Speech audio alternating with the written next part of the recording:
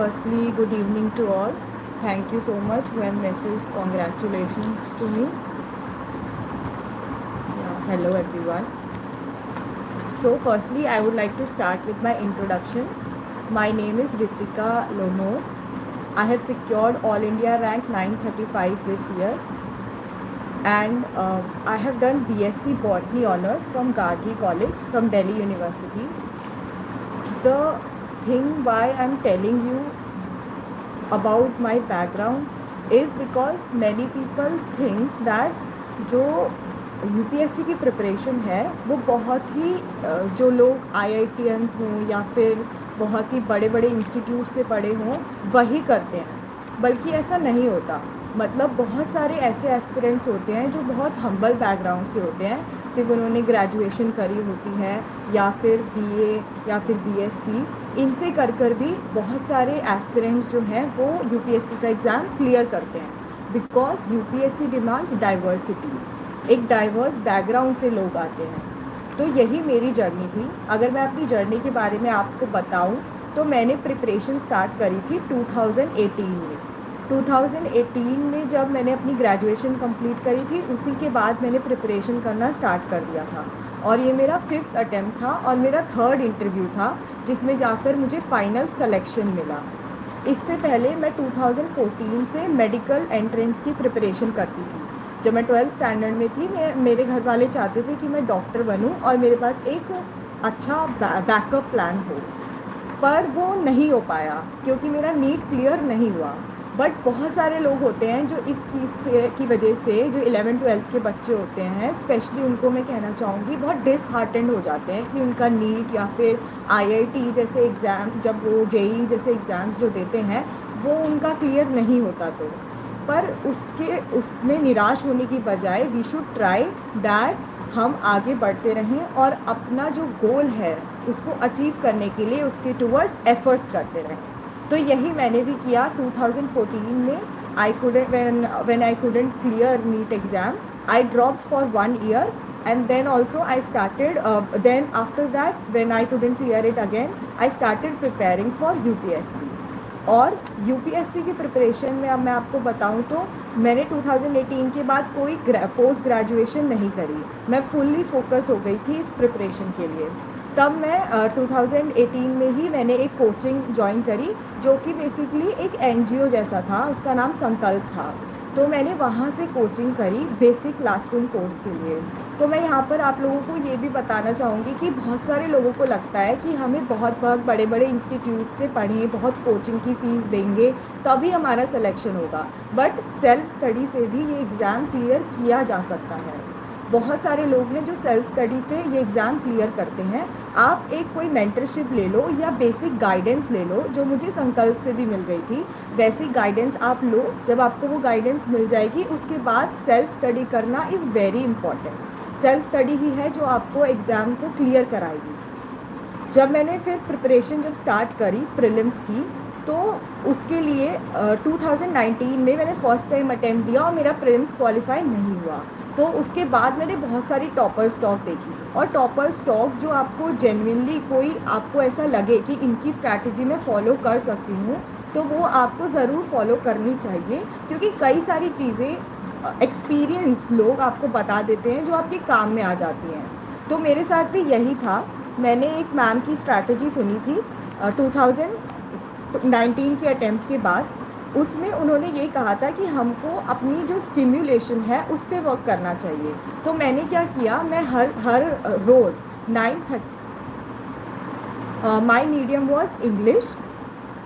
हाँ, तो my medium was, someone has asked me, so my medium was English and my optional was geography.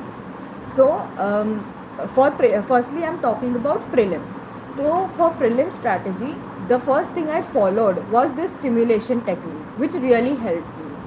What I used to do was that I used to sit for 2 hours regularly at 9:30.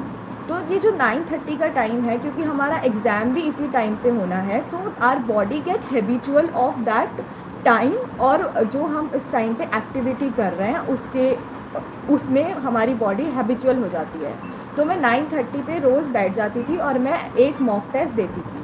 Test series really helped me in clearing this prelims, because उससे हमें ये नहीं देखना कि हमने जो test में जो हमने क्वेश्चन सॉल्व करे हैं वो हमारे कितने सही हुए या कितने गलत हुए।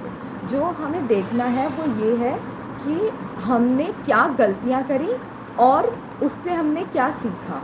आप गलत करते हो जब क्वेश्चंस उसके अंदर, तो उसके बाद आप उनसे सीखते हो। आपको एनालाइज करना है कि वो गलत क्यों हुए, आप उसके बारे में पढ़ो जाकर। ऐसे ही जब हम प्रीलिम्स के PYQ सॉल्व करते हैं तो उन्हें भी हमें एनालाइज करना होता है। हर क्वेश्चन में जो 4 ऑप्शन होते हैं उन 4 ऑप्शन से 4 अलग क्वेश्चंस निकल सकते हैं। तो आपको, और कई बार ऐसा होता है कि UPSC थीम्स रिपीट करती है, और जब UPSC थीम्स रिपीट करती है तो आपको ये जो क्वेश्चंस हैं जो आपने पहले एनालाइज किए थे वो बहुत हेल्प करते हैं। आपको क्या करना है, आप गूगल, को कोई क्वेश्चन मिला PYQ में, आप उसे गूगल कर लीजिए उसके ऑप्शंस को और उसके बारे में पढ़ लीजिए। और कई बार ऐसा हुआ है, जैसे कोई पर्टिकुलर स्पीशीज़ है, कोई एंडेंजर्ड स्पीशीज़ है, उसके बारे में आपसे पूछा गया UPSC के पेपर में, तो क्या होगा वहाँ पर तो जब आप उसे गूगल कर लेंगे तो हो सकता है नेक्स्ट टाइम उसमें जो ऑप्शन दिया हुआ था उसी में से एक स्पीशीज़ के बारे में डिटेल में पूछ लिया जाए। तो आपको ऑलरेडी उसके बारे में पता होगा क्योंकि आपने PYQ से उसे एनालाइज कर लिया था। तो आपको ये करना मुझे लगता है बहुत हेल्प करेगा इन प्रीलिम्स। सेकेंडली, फिर वही जो मैं स्टिमुलेशन टेक्निक के बारे में बात करी थी कि जब आप रोज़ when regularly you will attempt these paper at 9:30, then what will happen is that your brain would start functioning more efficiently in the final exam and you will feel less stressed out about exam, और वहाँ पर आप और अच्छी तरह perform कर पाएंगे। उसके बाद जो इसमें प्रीलिम्स में GS के लिए इट इज़ इम्पॉर्टेंट कि आप ज़्यादा से ज़्यादा नंबर ऑफ़ क्वेश्चंस अटैम्प्ट करने का ट्राई करें। अगर आपका एक्यूरेसी रेट अच्छा नहीं है तो, जैसे मेरा एक्यूरेसी रेट इतना अच्छा नहीं था, अगर मैं 70 क्वेश्चंस करती थी तो मुझे पता है उसमें से मेरे 20-30 तो गलत होने ही हैं, तो इसलिए मैं नंबर ऑफ़ क्वेश्चंस ज़्यादा करती थी अटैम्प्ट, ताकि मेरे जो सही हो क्वेश्चंस वो ज़्यादा से ज़्यादा हो सके। तो मैं कहूँगी कि आप जब टेस्ट सॉल्व करोगे तो ये एनालिसिस आपका हो जाएगा उन क्वेश्चन से। जब आप पेपर सॉल्व करोगे और एनालाइज करोगे तो आपको रियलाइज़ हो जाएगा कि क्या आपका एक्यूरेसी रेट अच्छा है या फिर आप ज़्यादा नंबर ऑफ़ क्वेश्चंस अटैम्प्ट करते हो तो आपको ज़्यादा स्कोर मिलता है। उसी के अकॉर्डिंग आपको अटैम्प्ट करने हैं एग्जैक्ट नंबर ऑफ़ क्वेश्चंस। तो कई लोगों का एक नंबर होता है, जैसे मैं अराउंड 92 to 94 क्वेश्चंस अटैम्प्ट करके आती हूँ, तो उसमें मुझे पता है that I will be able to score much better, क्योंकि अगर मैं कम क्वेश्चंस अटैम्प्ट करूँगी तो मेरे ऑब्वियसली मतलब और कम मार्क्स आएंगे। तो इसलिए आपको क्या करना है, वही अपना अंडरस्टैंड करना है कि कितने नंबर ऑफ़ क्वेश्चंस आप अटैम्प्ट करो। फिर उसके बाद जब उसे आप अटैम्प्ट करोगे then you will realise that ये जो ये जो नंबर है आपका, इसके आसपास ही आपको फाइनल एग्ज़ाम में भी स्कोर करना है। और वो थोड़ा गेस वर्क वगैरह तो वहाँ लगता ही है। You have to apply presence of mind and common sense in this exam, because that is the very much requirement of this exam since the first stage to the last stage. क्योंकि हर stage में interview के time पर भी आपको presence of mind होना बहुत ज़्यादा इम्पॉर्टेंट है। Then next thing I would like to tell you about prelims is that in this phase what is important is to revise multiple times. तो we should try to revise multiple times. इसकी मैं आपको 2-3 techniques बताती हूँ। Firstly तो यही है कि अगर आप सोचेंगे if you think that you will firstly complete whole syllabus and then you will try to attempt the question, then that would not happen, because the syllabus of this exam is so lengthy that वो कभी complete होगा ही नहीं। इसलिए आपको उसका wait नहीं करना कि आपके नंबर ऑफ आप पूरा सिलेबस कंप्लीट कर लेंगे उसके बाद पढ़ाई टेस्ट देना स्टार्ट करेंगे, बल्कि आपको टेस्ट देने स्टार्ट करने हैं। आपको पहले अपनी बेसिक अंडरस्टैंडिंग और क्लैरिटी मेंटेन करनी है। यू शुड मेंटेन दैट कि आपने बेसिक बुक्स पढ़ ली हैं, आपने NCERTs कर ली हैं, आपने जो स्टैंडर्ड बुक्स है दी हुई लक्ष्मीकांत है फॉर एग्जांपल पॉलिटी के लिए, या फिर मॉडर्न हिस्ट्री की आपने स्पेक्ट्रम पढ़ ली है, या ये सब स्टैंडर्ड बुक्स पढ़ ली हैं 1-2 बार। उसके बाद आप अपना टेस्ट देना स्टार्ट कर दीजिए। आप वेट मत करिए कि पूरा मैं सारे कोचिंग का मटेरियल ख़त्म कर लूँगा या सारी बुक्स ख़त्म कर लूँगा तब मैं स्टार्ट करूँगा। तो आपको ये क्या करना है, ये आपको जो है टेस्ट देना स्टार्ट करना है। फिर आप क्या देखेंगे कि जब आप टेस्ट में वो क्वेश्चंस गलत करेंगे ना, तो आप फिर जब उसको दोबारा बुक में जाकर पढ़ेंगे तो आपको वो चीज़ ज़्यादा रिटेन होगी, क्योंकि आप उसे ऑलरेडी एक बार गलत कर चुके होंगे। Then you will think that oh I attempted this question and I marked it wrong and now I am able to remember, I'll be able to remember it more efficiently. This very much happens. तो आप ये technique try कर सकते हैं। Second thing is that what happens is that we try to remember a lot of things and mug up things, और हम अपने दिमाग के अंदर we try to feed all these information and data, but our mind has its own capacity. So it is important that आप जो है okay, so everyone who is writing questions, you can write these questions later on when I'll be able to address it in a better manner. Let me finish off with whatever I'm telling you, then we can take up all the questions in one go. Okay, so I was telling you about this thing that our mind has its own retention capability. So what happens is that आप जब बहुत ज़्यादा information अपने mind में feed करते हैं तो वो हमें रिटेन नहीं रह पाती। उससे अच्छा है हम अपने दिमाग से इन्फॉर्मेशन बाहर निकालने का ट्राई करें। तो जैसे आप कोई पर्टिकुलर टॉपिक पढ़ रहे हैं, फॉर एग्जांपल आप एटमॉस्फेयर के बारे में कुछ पढ़ रहे हैं, या फिर आप फॉर एग्जांपल ये है अर्बन हीट आइलैंड है उसके बारे में कुछ पढ़ रहे हैं, तो आप एक पेपर ले लीजिए या बोर्ड हो आपके पास वो रख लीजिए और उस पर लिख लीजिए कि आपको उसके बारे में क्या क्या आता है, या बोल लीजिए।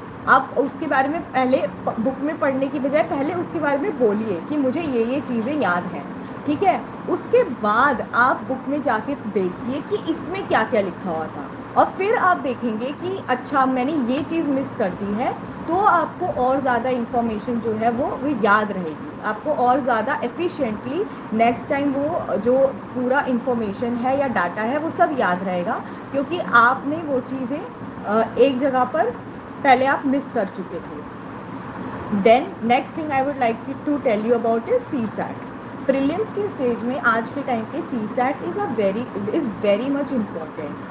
Earlier what people used to do is they didn't used to prepare much for CSAT, and CSAT was not that tricky also that time, but these days CSAT बहुत ज़्यादा tricky आने लगा है, तो इसके लिए dedicated पढ़ाई करना is very much important.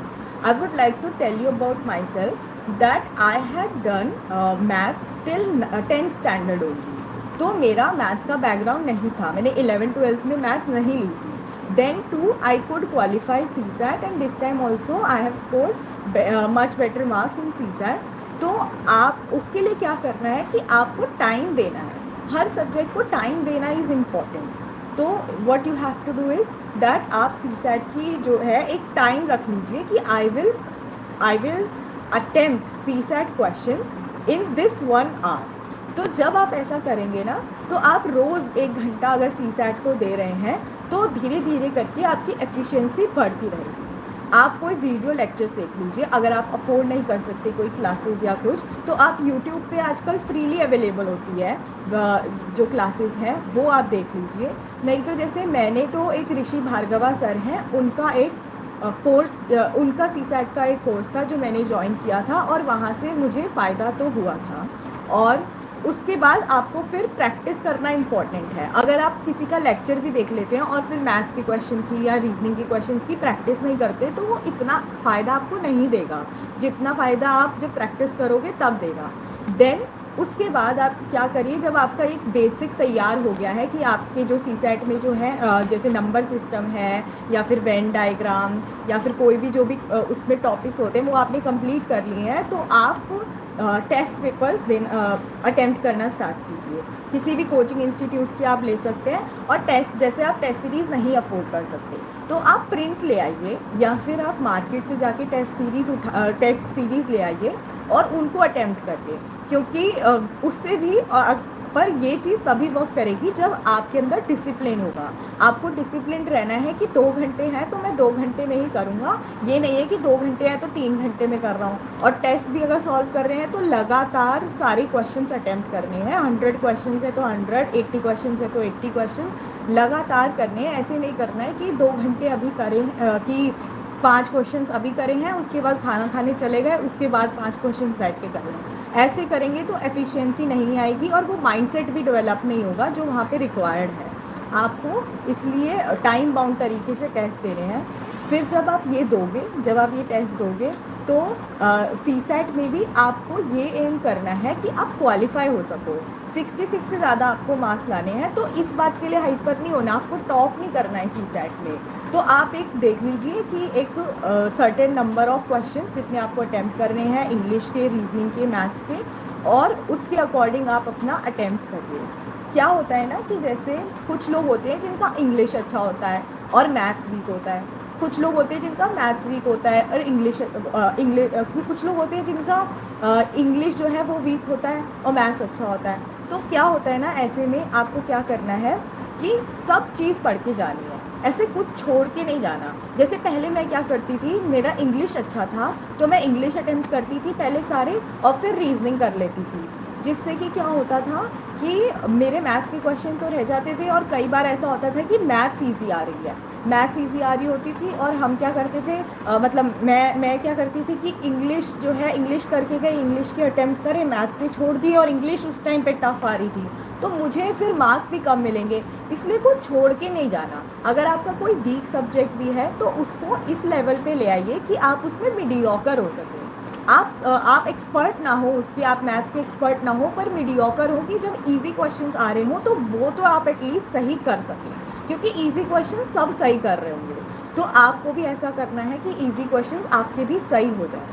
फिर और ये भी मुझे नहीं लगता ये इतना वर्क करता है। मैं पहले करती थी ये चीज़ कि पहले सारे इंग्लिश के क्वेश्चंस कर लिए, फिर सारे मैथ्स के देख रही हूँ, तो ये भी मुझे लगता है कि इतना ज़्यादा इफेक्टिव नहीं रहता। आप देखिए पहले कि इजी क्वेश्चंस कौन से हैं, आइडेंटिफाई कर लीजिए। जो इंग्लिश के ईजी लग रहे हैं वो कर लीजिए, मैथ्स के जो ईजी लग रहे हैं वो कर लीजिए, रीजनिंग के ईजी वाले कर लीजिए। उसके बाद जब ये सारे आपको लग रहे हैं कि ये जो है आपके अटैम्प्ट हो गए हैं, उसके बाद आप नेक्स्ट क्वेश्चंस पे मूव फॉरवर्ड करिए जो आपको लगता है अब बाकी के आप अटैम्प्ट कर सकते हैं। फिर अगली चीज़ जो मैं बताना चाहती हूँ प्रीलिम्स की स्टेज पे, there is this one more technique in GS paper. What you can do is कि हमेशा क्वेश्चन जो पेपर है ना वो एक रीडिंग में अटैम्प्ट करने का ट्राई मत कीजिए, आप 3 रीडिंग में करिए। वो कैसे होता है, आप पहले 1 गो में पेपर पढ़िए और देखिए क्या क्या क्वेश्चंस आपको डायरेक्टली आते हैं, तो डायरेक्टली जो आ रहे हैं उनको टिक करते जाइए। उसके बाद फिर सेकेंड राउंड में पढ़िए, फिर देखिए कि कौन से आ रहे हैं, और ऐसे ही फिर थर्ड राउंड में जब करेंगे तो OMR भी साथ मार्क करते रहिए। इससे क्या होता है, अब कुछ लोग कहेंगे कि हमारे पास इतना टाइम कहाँ से आएगा और ये सब चीज़ें, टाइम की बात नहीं है। आप एक टाइम को अलॉट कर लीजिए कि मेरे को आधे घंटे में तो ये फर्स्ट रीडिंग करनी है। इससे क्या होगा ना, जब आपके ज़्यादा नंबर ऑफ़ क्वेश्चन सही होने लगेंगे तो आपके अंदर एक कॉन्फिडेंस आएगा कि मुझे पेपर आता है। क्योंकि कई बार क्या होता है ना कि एग्जामिनर पेपर ऐसा सेट करता है कि स्टार्टिंग के पहले 5 क्वेश्चन वो आपको बहुत टफ दे देगा, जिससे कि आपको कॉन्फिडेंस पूरा हिल जाएगा और फिर बाद के इजी आ रहे होंगे। तो आप पहले ही अपना माइंडसेट ख़राब कर चुके होंगे ना, तो आपकी performance would be impacted in this exam. And prelims में what matters most is your confidence. It is very important to be confident while attempting the paper. तो आप ये करिए। उसके बाद क्या होता है कि प्रीलिम्स के अंदर आप जब ये 3 रीडिंग में जो पेपर अटैम्प्ट करेंगे तो फर्स्ट टाइम आपने देख लिया कि कितने कितने आपको आ रहे हैं। उसके बाद सेकंड टाइम जिसमें जो थोड़े आपको ट्रिकी लग रहे थे उनको ट्राई करिए, और फिर कुछ क्वेश्चंस उसमें से ऐसे होंगे जो आपको फर्स्ट टाइम में नहीं आ रहे थे पर सेकंड टाइम में आने लग जाएंगे। और वो क्यों होगा, क्योंकि आप कॉन्फिडेंट हो जाएंगे उसको अटैम्प्ट करते टाइम। तो यही आपको कॉन्फिडेंस मेंटेन करके प्रीलिम्स का पेपर करना है। तो मैंने प्रीलिम्स के बारे में आपको 3 चीज़ें बताई हैं majorly. Firstly is about how to utilise PYQs and practice test series. Then secondly, I have told you about certain revision techniques which would help you, and thirdly, I have told you about how to attend paper in this how to attempt paper during the exam, as well as this simulation technique which I have told you about. Then I have also told you about CSAT. Okay, now let us move forward to mains. ठीक है, और हाँ, prelims के time पे आप ये भी identify कर लीजिए कि PYQ से ही जो होगा कि कौन से क्वेश्चंस हैं जो रिपीटेड आते हैं, यानी कि कोई थीम्स हैं जो रिपीटेड आती हैं, तो उन पे आप ज़्यादा फोकस करिए। CSAT में भी कई सारे क्वेश्चंस होंगे ऐसे जो रिपीटेड होंगे, या फिर जो थीम्स होंगी वो रिपीटेड होंगी, तो आप वो आइडेंटिफाई करिए और उस पर ज़्यादा फोकस करिए। जो स्टैटिक पोर्शन होता है आप उस पर हमेशा बैक कर सकते हैं, क्योंकि करंट अफेयर्स जो होता है वो थोड़ा अनसर्टेन होता है और अनप्रिडिक्टेबल होता है। ज़रूरी नहीं है कि जो करंट में आ रहा है आपने सब पढ़ा हो और आप कर लोगे, पर जो स्टैटिक पोर्शन होता है वो मेजरली अगर आप एक सिंसियर स्टूडेंट हो और आप ढंग से पढ़ के जा रहे हो तो आपको आ जाएगा वो किसी ना किसी तरीके से, नहीं तो आप कुछ ना कुछ लॉजिकल गेस उसमें लगा लोगे। तो इसलिए आप स्टैटिक पोर्शन को बहुत ज़्यादा स्ट्रॉन्ग करिए, जो कि आपकी स्टैंडर्ड बुक्स पढ़ के और रिवाइज करके होगा। Now let's move forward to mains. Mains के टाइम पर आपको वही इम्पॉर्टेंट है PYQs से firstly identify that what all themes are getting repeated. कई सारे ऐसे आप सिलेबस देखिए, सिलेबस में जो टॉपिक्स दिए गए हैं, जैसे for example food processing industries है, they ask question on food processing industries very often. तो what you can do is you can collect data and content regarding food processing industries and आप उसे एक जगह लिख लीजिए।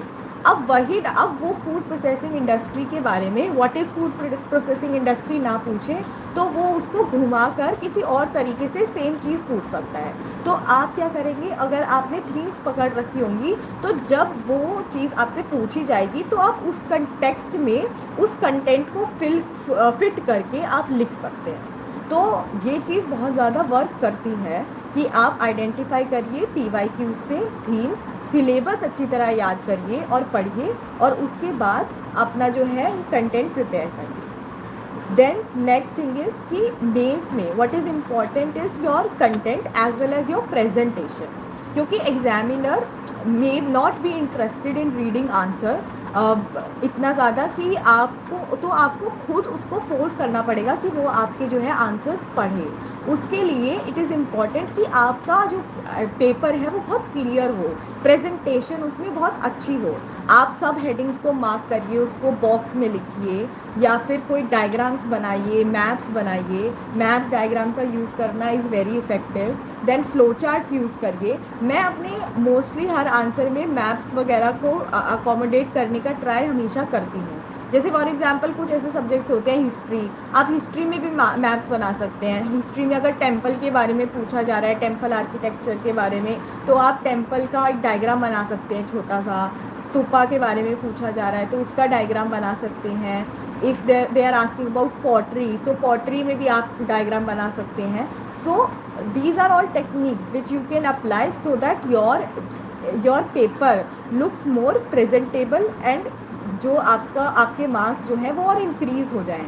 मैं आपको बताऊं तो इस एग्ज़ाम में एक मार्क्स से बहुत डिफरेंस हो जाता है। सिर्फ अगर आपका एक मार्क भी ऊपर आ रहा है ना तो आपकी कम से कम 10 रैंक्स ऊपर चली जाएंगी। आपका कैडर में डिफरेंस आ जाएगा, सर्विस में डिफरेंस आ जाएगा। तो बहुत ज़्यादा डिफरेंस जो है वो मैटर करता है अगर आप सिर्फ एक मार्क भी ज़्यादा स्कोर कर रहे हो तो। देन नेक्स्ट थिंग इज़ कि मेंस के टाइम पर आपको अगर कंटेंट एनरिच करना है तो उसमें आपको ज़रूरी है कि आप ज़्यादा से ज़्यादा एग्जाम्पल्स, केस स्टडीज़ ये सब ऐड करिए। मैंने इस बार ही ट्राई करा कि मैं कंटेंट एनरिच करूं। उसके लिए मैंने एक शून्य IAS का डाटा होता है वो उसकी भी मदद ली थी, तो वो भी मुझे लगा कि बहुत इफ़ेक्टिव रहा। आप उनके एग्जाम्पल्स आते हैं, केस स्टडीज़ आती हैं, वो एक कंपाइल्ड फॉर्म में दे देते हैं आपको। तो मैंने वो यूज़ किया और मैंने उससे अपना डाटा जो है वो एनरिच कर लिया।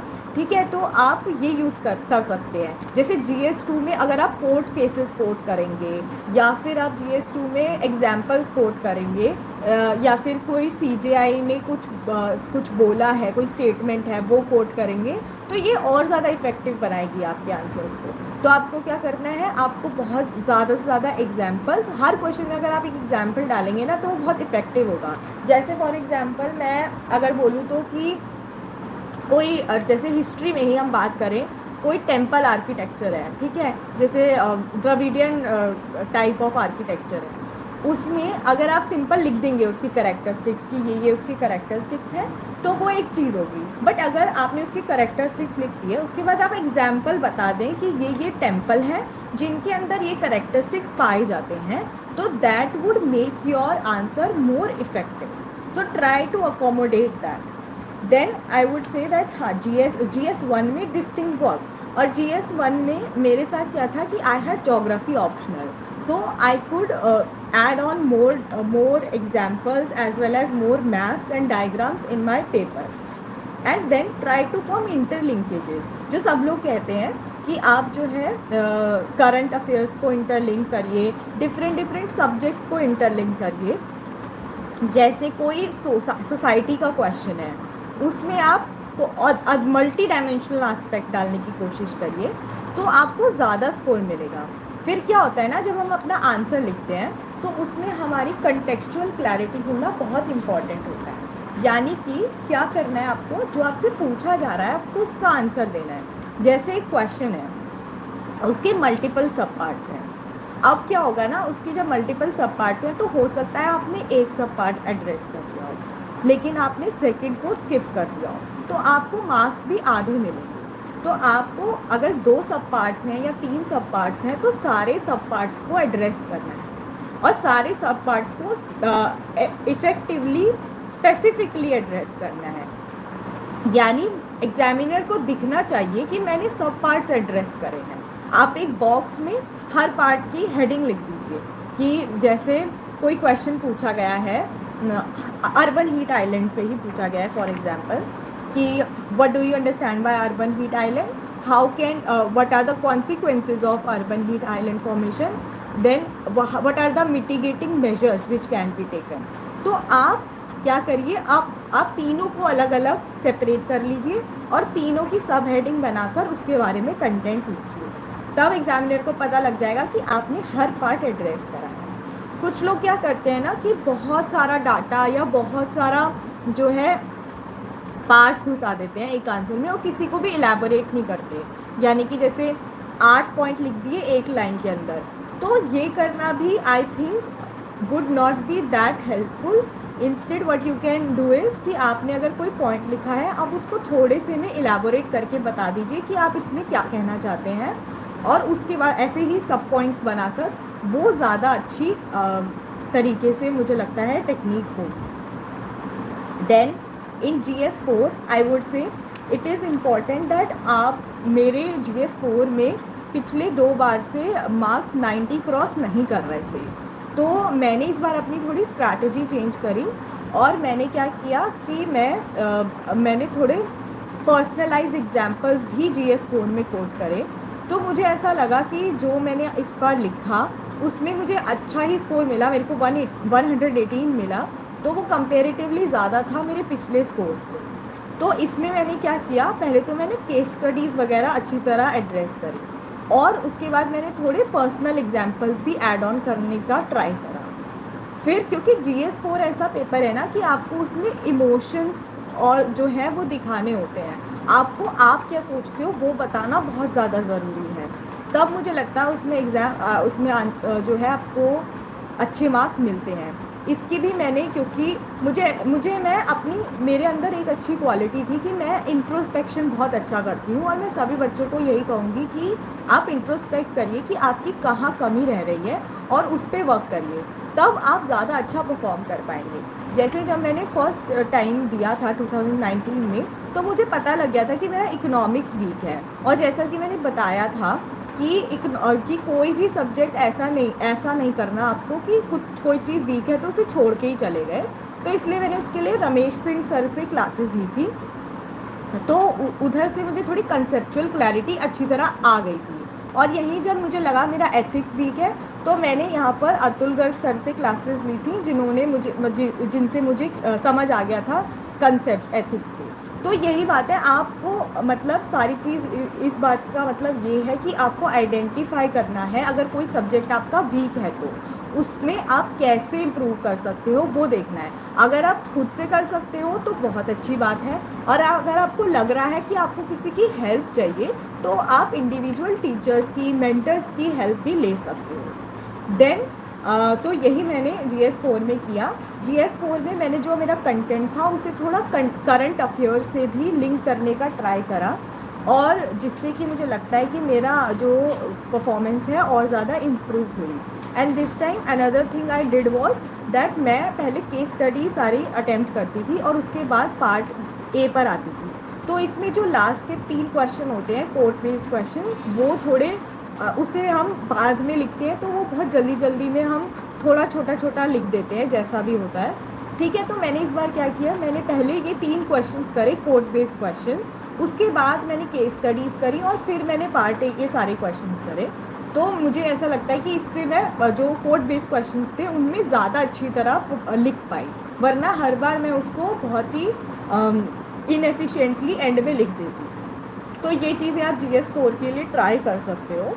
और फिर यही बात है कि हर किसी के लिए अपनी उनकी स्ट्रैटेजी वर्क करती है। कई चीज़ें होती हैं जो हम भी दूसरों से सीखते हैं, तो आपको अगर लगता है मेरी स्ट्रैटेजी से आपको फ़ायदा होगा तो आप उन चीज़ों को अडॉप्ट करो, वरना आप जो है अपने आप भी मतलब आप अपनी स्ट्रैटेजी बनाकर भी आगे कर सकते हो इसमें। उसके बाद एक क्वेश्चन होता है how to choose optional.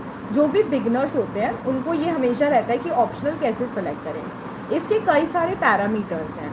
Firstly, अगर आपको ऐसा लगता है आपने जो ग्रेजुएशन सब्जेक्ट जो आपका है उसको आप ऑप्शनल की तरह यूज़ कर सकते हो, तो ये बहुत अच्छी बात है।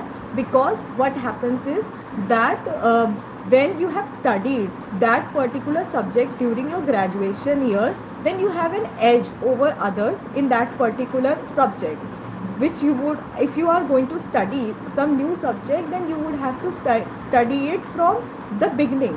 तो उससे अच्छा है कि जो आपने पहले से पढ़ रखा है उसको आप इम्प्रोवाइज़ करने का ट्राई करो। सेकेंडली, इट इज़ इम्पॉर्टेंट कि आप ये भी देख लो कि आप उस सब्जेक्ट का कुछ यूज़ कर सकते हो क्या GS में, क्योंकि ऑप्शनल में आपका बहुत टाइम जाता है। तो अगर आप उस सब्जेक्ट को, जैसे मेरा ज्योग्राफी है, तो ज्योग्राफी को मैं बहुत तरीके से GS में यूज़ कर सकती हूँ, और उसकी वजह से मुझे लगता है मुझे हेल्प मिलती थी ज्योग्राफी को GS में यूज़ करने की।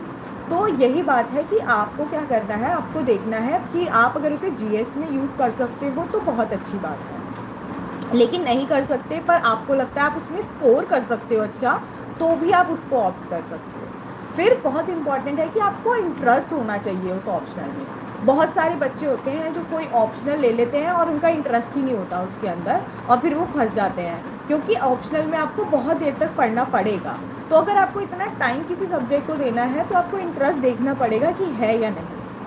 फिर इट इज़ इम्पॉर्टेंट कि आप देख लें कि उसमें आपको जो है PYQs वगैरह कर या टेस्ट वगैरह देकर कि आपको उसके आंसर्स लिखने समझने आ भी रहे हैं या नहीं।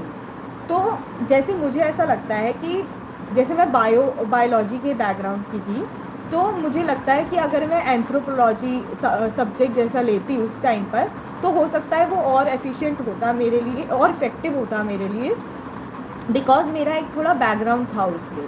तो ये जो कई बार क्या होता है, हमारे पास ये इन्फॉर्मेशन तब नहीं होती है या हमें कोई गाइड करने वाला नहीं होता है, तो ऐसे में आप किसी सीनियर से बात कर सकते हैं, किसी से गाइडेंस ले सकते हैं कि जो आपका ग्रेजुएशन सब्जेक्ट है उससे मिलता जुलता कोई सब्जेक्ट है क्या जो आप यूज़ कर सकते हैं, नहीं तो आप अपना ही ग्रेजुएशन सब्जेक्ट यूज़ कर सकते हैं क्या। कई लोगों को लगता है कि बहुत टेक्निकल सब्जेक्ट्स में मार्क्स नहीं मिलते, पर बहुत सारे लोग होते हैं जो जैसे जूलॉजी, केमिस्ट्री, बॉटनी या फिर मैथ्स, इन ऑप्शनल से भी बहुत अच्छा परफॉर्म करते हैं और उन्हें जो है मार्क्स मिलते हैं, तो आप इसको भी कंसीडर कर सकते हैं। उसके बाद मेंस में वही कुछ लोगों को कन्फ्यूजन होता है कि बुलेट पॉइंट्स में लिखें या पैराग्राफ में लिखें। कुछ लोग पैराग्राफ में लिखते हैं पर वो इतना नीट होता है कि वो आपके अंदर वो जो फ्लो होता है आंसर का, क्लैरिटी जो होती है वो सब दिख रही होती है। वहीं कुछ लोग बुलेट पॉइंट्स में लिखकर भी इतना अच्छा नहीं लिख पाते। तो आपको खुद देखना है कि आंसर की क्वेश्चन की डिमांड क्या है। अगर आपको लगता है कि आप बुलेट पॉइंट्स में लिखकर ज़्यादा अच्छी तरह अपने आप को एक्सप्रेस कर पा रहे हैं तो आप वो स्ट्रैटेजी अडॉप्ट करिए। पर कुछ लोगों को लगता है कि उनका फ्लो बेटर होता है पैराग्राफ में, तो आप वो भी कर सकते हैं। बस ये बात है कि मतलब ऐसा नहीं है कि जो लोग पैराग्राफ में लिख रहे हैं उनको मार्क्स नहीं मिल रहे हैं, उनको भी मार्क्स मिलते हैं। बट सब कुछ मैटर करता है कि कितना प्रेजेंटेबल, कितना कंटेक्चुअली करेक्ट आपका आंसर है। Intro, body, conclusion format use करना, आई थिंक इट वर्क्स। और क्या करिए, जैसे कई बार क्या होता है, कुछ रिपीटेड थीम्स होती हैं, उनके कंक्लूजन आप पहले से ही बना के जा सकते हैं। तो आप पहले से ही सोच लीजिए कि एक पर्टिकुलर ऐसा क्वेश्चन आया तो उसके अंदर मैं क्या कंक्लूजन लिख सकती हूँ। तो क्या होगा ना, आपको वहाँ पर टाइम बचेगा। आपका एग्ज़ाम में जाके आपको टाइम बचाना बहुत इम्पॉर्टेंट है। आंसर कैसे फ्रेम करना चाहिए मैम? हाँ, तो मैं वही बता रही हूँ आपको कि जैसे कोई, मैंने पहले भी आपको बताया, पहले तो समझिए क्वेश्चन की डिमांड क्या है, उसके बाद देखिए कि वो जो आप सब पार्ट्स के आइडेंटिफाई करिए, उसके बाद इंट्रोडक्शन लिखिए एक अच्छा सा, जो कंटेक्चुअली रेलेवेंट होना चाहिए। ऐसा नहीं है कि आपसे पूछा जा रहा है for example Anglo Maratha war के ऊपर और आप जो है लिख किसी और चीज़ के बारे में रहे हैं, तो ये नहीं करना। आपको जो पूछा जा रहा है उसी का ही इंट्रोडक्शन लिखना है। उसके बाद क्या होगा, जब आप ये लिखेंगे उसके बाद बॉडी में आप एक बॉक्स के अंदर सब हेडिंग लिख सकते हैं। उसके बाद आप उसमें पॉइंट्स लिखिए, सब पार्ट्स लिखिए, सब पॉइंट्स लिखिए। उसके बाद जो कंक्लूजन है मैं उसका बता रही हूँ आपको कि आप अगर पहले से उसे बना कर जाएंगे जो आप कहीं यूज़ कर सके रिस्पेक्टिव थीम्स के ऊपर, तो वो ज़्यादा हेल्पफुल आपके लिए होगा। हाँ, तो इससे आपका टाइम बचेगा। और क्या होता है ना, आप पेन, जैसे कई लोगों का क्वेश्चन होता है कि मैं कौन सा पेन यूज़ करूँ, तो जैसे मैं ये पेन यूज़ करती थी। अब मैं क्या करती थी ना, मैंने एक टॉपर की ही ये स्ट्रैटेजी देखी थी कि मैं इसमें आगे एक रबर बैंड लगा लेती थी, तो उससे मेरी ना ग्रिप बहुत अच्छी आती थी। तो जब आपकी ग्रिप अच्छी होती है ना पेन में, तो एक तो आपके हाथ में दर्द नहीं होता और आपका फ़्लो भी बहुत अच्छा आता है। तो जब फ़्लो अच्छा आता है तो आपका टाइम बचता है, और एक एक मिनट वहाँ बचाना बहुत इम्पॉर्टेंट होता है। आपको सारे क्वेश्चन अटेम्प्ट करना बहुत इम्पॉर्टेंट है, क्योंकि एक क्वेश्चन भी आपका जो मार्क है पूरा रिड्यूस कर सकता है। इसमें जो ये पूरे 9 पेपर हैं और जो 7 जो पेपर्स हैं हमारे जिनके मार्क्स जुड़ते हैं, उसमें हर पेपर की अपनी इम्पॉर्टेंस है। एक पेपर से भी आपका पूरा परफॉर्मेंस डाउन हो सकता है। तो आपको हर पेपर में ट्राई करना है, आप अच्छा परफॉर्म करें। बट मेरे साथ इस बार क्या हुआ, जैसे मेरा GS2 का पेपर था, उसमें मेरे 2 क्वेश्चन गलत हो गए। एक अमेंडमेंट पे क्वेश्चन आया था, 15 मार्कर था और मैंने वो गलत लिख दिया। ठीक है, तो अब तो मैं घर आकर उसी के बारे में सोचती रहती, तो मैं बाकी सारे पेपर ख़राब कर देती। तो मैंने इसलिए सोचा कि मैं उसके बारे में नहीं सोचूंगी, उसकी बजाय मैं अगले पेपर पे की जो मेरी प्रिपरेशन थी उस पर मैंने फोकस करना स्टार्ट कर दिया। तो यही होता है। और फिर जब मार्क्स आए तो मुझे पता लगा मेरे उसी पेपर में सबसे ज़्यादा मार्क्स थे। तो इसलिए कई बार हमको ऐसा लगता है कि हमारा कोई पर्टिकुलर पेपर बहुत बेकार हुआ है, बट हो सकता है एग्ज़ामिनर को वही अच्छा लग रहा हो। तो इसलिए आपको डिसहार्टेंड नहीं होना और अपना बाकी के एग्ज़ाम्स नहीं ख़राब करने एक पेपर के चक्कर में। ठीक है, तो आपको आगे बढ़ते रहना है। देन इट इज़ इम्पॉर्टेंट कि आप जो है वही ये आइडेंटिफाई करिए, अपना कंटेंट एनरिच करिए। और ये सब चीज़ें ना आपके घर से करके जाने वाली चीज़ें हैं। कई लोग क्या करते हैं, डायग्राम्स का एक नोटबुक बना लेते हैं, उसमें हर टॉपिक वाइज डायग्राम बना लेते हैं कि ये क्वेश्चन आया तो मैं ये डायग्राम बनाऊंगी, ये क्वेश्चन आया तो मैं ये डायग्राम बनाऊंगी। और मैंने भी ये किया था एंड इट वर्क। क्योंकि जब हम एग्जामिनेशन हॉल में जाते हैं तो there we are not able to remember या रिकॉल एनी डायग्राम और मैप्स एज सच। अगर हमने वो पहले से ही किए होंगे तो वो हमें ज़्यादा याद आते हैं। मैं क्या करती थी, मेरा मेंस में GS में स्कोर अच्छा रहता था, और पहले जब मैंने फर्स्ट टाइम दिया था 2020 में, तो मेरे इतने अच्छे मार्क्स नहीं आ रहे थे, मेंस में नहीं आए थे उस साल में। मेरे 70s में या 80s में मार्क्स थे। और फिर जब मैंने दोबारा दिया 2019 में, 2022 में और 23 में, और दोनों टाइम मेरे मार्क्स जो है 100 क्रॉस हो रहे थे पेपर वाइज। तो ये क्यों हुआ, क्योंकि मैंने देखा कि फर्स्ट टाइम मैं क्या मिस्टेक कर रही थी। फर्स्ट टाइम पहले तो मैंने बहुत ही इलेबोरेटिवली अपना आंसर नहीं लिखा था, मैं बहुत ही छोटे छोटे बुलेट पॉइंट्स पे आंसर लिखकर ख़त्म कर दे रही थी। मैंने इतने डायग्राम्स वगैरह कुछ ऐड नहीं करे थे। उसके बाद मेरा कंटेंट भी इतना इनरिच नहीं था। बस क्या था कि मैं कंटेक्स्ट सही समझ रही थी और उस पर आंसर लिख रही थी। मैं इधर उधर की बातें नहीं लिख रही थी, जो पूछा जा रहा था मैं वो लिख रही थी, लेकिन कंटेंट में मेरी कमी थी। तो मैंने इस पर वर्क किया और मैं फिर नेक्स्ट टाइम बहुत सारी मैं टेस्ट वगैरह प्रैक्टिस करती गई। टेस्ट कैसे प्रैक्टिस करने हैं कि आपका 3 घंटे का पेपर है, तो आपको बैठ जाना है 3 घंटे पेपर लिखने के लिए, ठीक है। उसमें ये नहीं करना है कि 4 क्वेश्चन अभी करे हैं और बाद में फिर घूम कर आ रहे हैं, उसके बाद बाकी के क्वेश्चन कर रहे हैं। अगर ये करेंगे तो कोई एफिशिएंसी नहीं आएगी, क्योंकि इसमें आपका स्टेमिना और लिखने की कैपेसिटी भी मैटर करती है।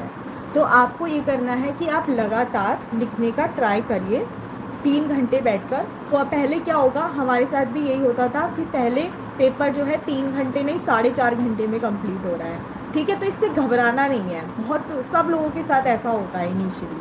तो आप वो कम से कम आप ख़त्म करिए, उसके बाद धीरे धीरे टाइम रिड्यूस होने लगेगा। आप ट्राई करिए कि आप कंपाइल कर, आप जो है वर्ड लिमिट में लिख रहे हैं, आप अपनी स्पीड बढ़ाइए। आप अगर कोई 15 मार्कर्स है तो उसमें रिड्यूस कर दीजिए नंबर ऑफ पॉइंट्स। तो ऐसे कर करके आप अपने जो टाइम लिमिट है उसके अंदर पेपर कर पाएंगे।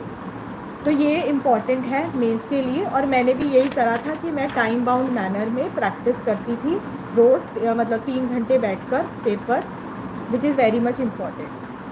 मल्टी डायमेंशनल अपने आंसर्स को रखिए और थोड़ा थोड़ा इलेबोरेट करते रहिए। अगर कोई आंसर आपको नहीं आ रहा, जैसे पेपर में क्या होता है ना, हमको आंसर्स जो हैं वो नहीं मतलब कई क्वेश्चंस होते हैं ऐसे जिनके आंसर हमें नहीं आते, तो आपको ना उसे छोड़ के नहीं आना। Because if you leave any question then आपको उसमें 0 मार्क्स मिलेगा।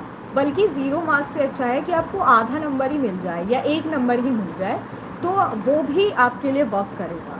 क्योंकि मैंने आपको बताया ना कि एक एक मार्क्स से पूरी रैंकिंग जो है उसमें फ़र्क आ जाता है। तो आपको क्या करना है, आपको पेपर अटेम्प्ट करना है।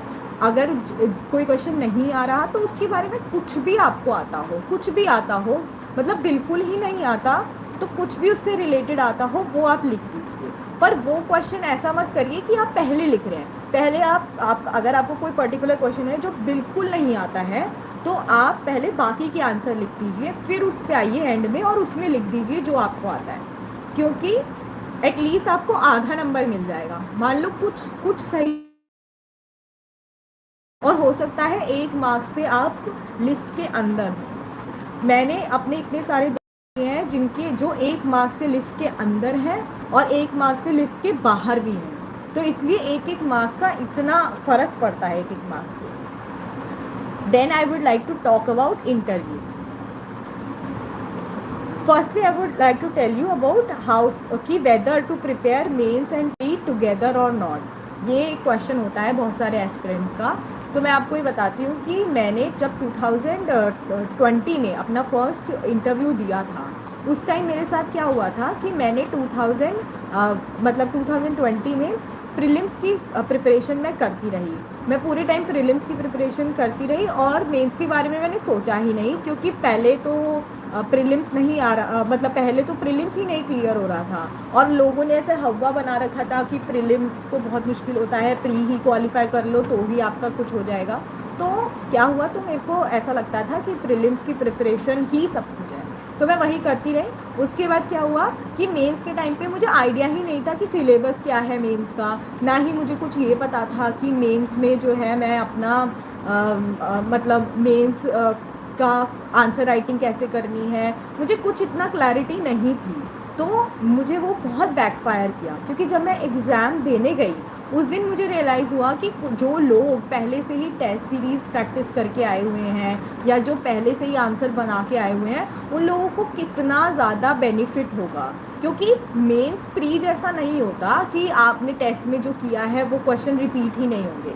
मेंस में बहुत सारे क्वेश्चंस रिपीट होते हैं, तो आपने पहले से लिखा होता है उसका आंसर या उससे रिलेटेड आंसर, तो आप वो लिख सकते हो और एफिशिएंटली। तो इसलिए ये नहीं सोचना कि प्री की टेस्ट कर रहे हैं और उसमें से तो कुछ आता है नहीं, तो मेंस की भी क्या करें, मेंस में से भी कुछ आएगा नहीं। ये मैंने सोचा था फर्स्ट टाइम और इसलिए मुझे बहुत डिसएडवांटेज हुआ इसका। पर वहीं जब तो मैंने ये मेरा नेगेटिव पॉइंट रहा। फिर उसके बाद जब 2022 में मैंने दोबारा दिया प्री और मेंस, तो उस टाइम पे मैं पहले मेंस की तैयारी करती रही। मैं काफ़ी महीने तक मेंस के लिए के आंसर्स लिखती रही, क्योंकि 2021 में मेरा सीसेट क्वालिफाई नहीं हुआ। 2020 के इंटरव्यू के बाद 2021 में मैं फर्स्ट स्टेज में ही फेल हो गई और मेरा सीसेट क्वालिफाई नहीं हुआ।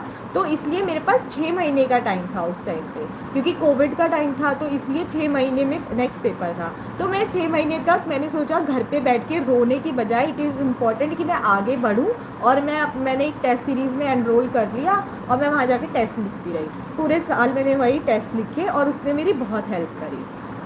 इससे मैं अपना प्रिपरेशन भी आगे बढ़ा पाई। Instead of crying at my home, मैं अपना पढ़ती रही आगे और फिर मैं जो है और अच्छी तरह परफॉर्म कर पाई। देन व्हाट हैपन्स इज़ कि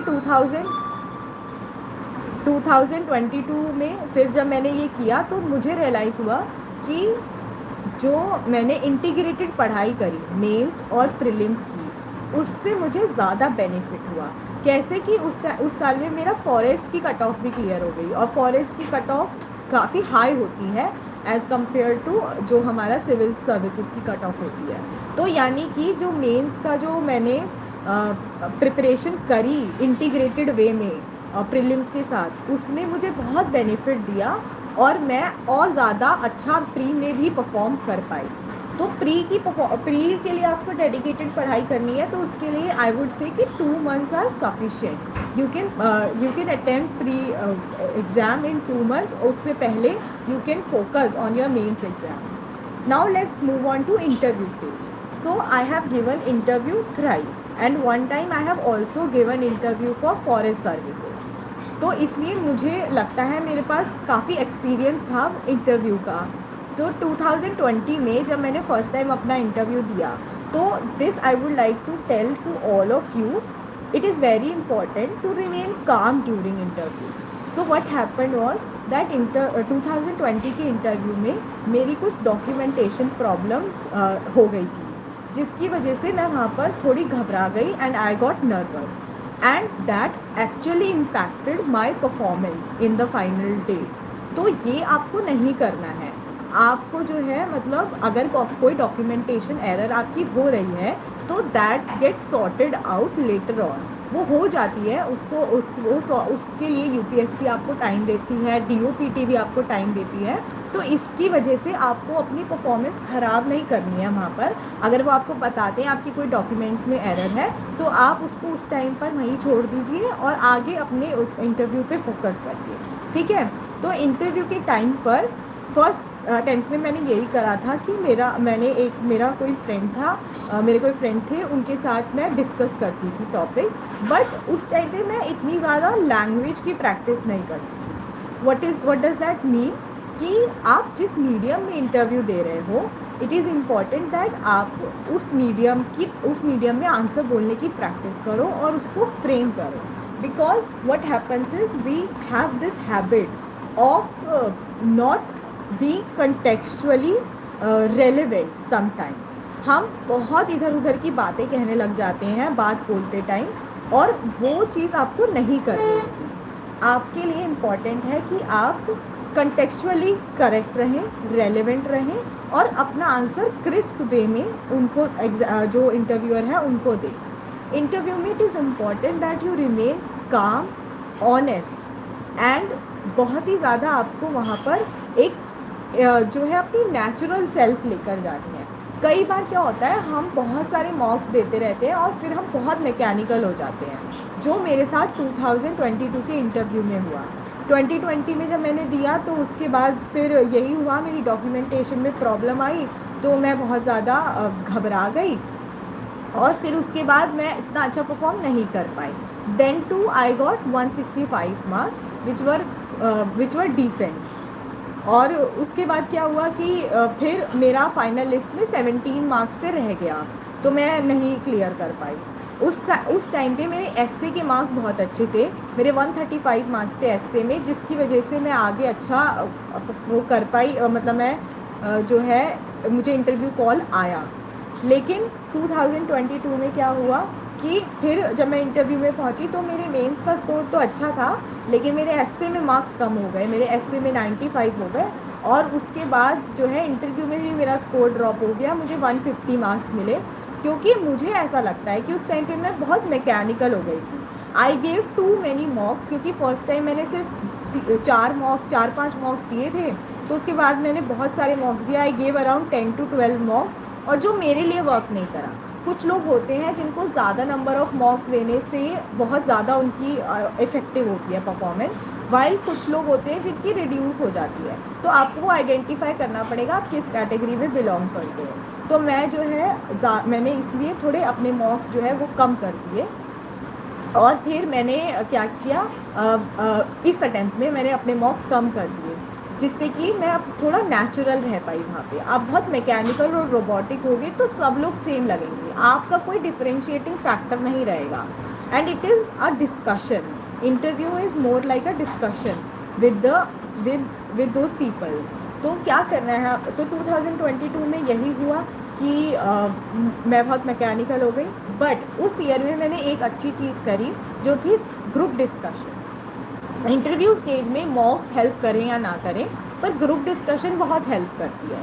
तो मैंने क्या करा, हमारा एक ग्रुप बन गया एक प्लेटफॉर्म पर, जिसमें हम 4 से 5 लोग थे, जो कि हर रोज़ बैठकर एक टॉपिक डिस्कस करते थे, या फिर we use to ask questions from each other. और उसका हम जो है क्वेश्चंस के फॉर्म में एक दूसरे से पूछते थे, एंड अपने डैफ से रिलेटेड या फिर कोई करंट अफेयर्स हो रहे हैं, कोई करंट हैपनिंग्स हैं, उससे रिलेटेड हम एक दूसरे से क्वेश्चंस पूछते थे, और उसके बाद एक दूसरे को आंसर देते थे, और फिर हम प्रैक्टिस करते थे। And that really help. इससे हमारी जो लैंग्वेज स्किल्स थी, कम्युनिकेशन स्किल्स थी, दैट ऑल्सो गॉट इम्प्रूव। तो मैंने भी यही करा।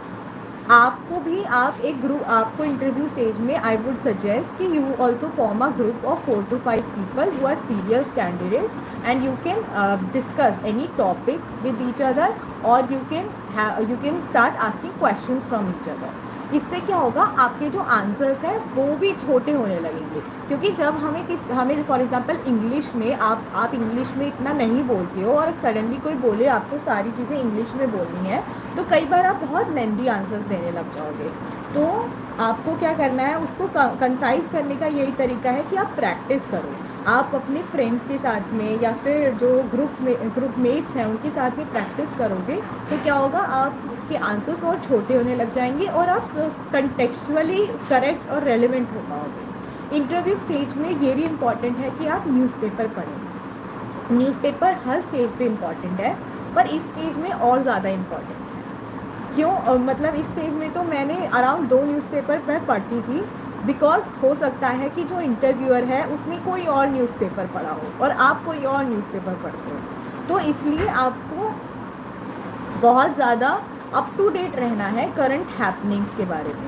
आप यूट्यूब वीडियोस का भी इसमें मदद ले सकते हो, जिसकी वजह से आपको हेल्प मिलेगी कि आप जो आसपास में है क्या चल रहा है। जैसे मैं एक फर्स्ट पोस्ट करके यूट्यूब पे आता है वो देखती थी, उसके अलावा और भी कई सारे यूट्यूब पे वीडियोस अवेलेबल होते हैं। फॉर एग्जांपल स्टडी आईक्यू की होती है, या फिर अनअकैडमी की भी होती है, तो आप इन सब की भी वीडियोस देख सकते हो, जिससे कि आपको कोई भी करंट हैपनिंग्स के बारे में अगर आपको और डिटेल इन्फॉर्मेशन लेनी है तो। फॉर एग्जांपल उस टाइम पे इलेक्टोरल बॉन्ड्स का इशू चल रहा था, तो उसके बारे में डिटेल ओपिनियन फॉर्म करने के लिए आप ये सब देखो। डिबेट्स आप सुन सकते हो, जो कि यूट्यूब पे भी अवेलेबल होते हैं, तो इन सब से भी आपको बहुत हेल्प मिलेगी इंटरव्यू स्टेज के टाइम पर। But group discussion would help you more.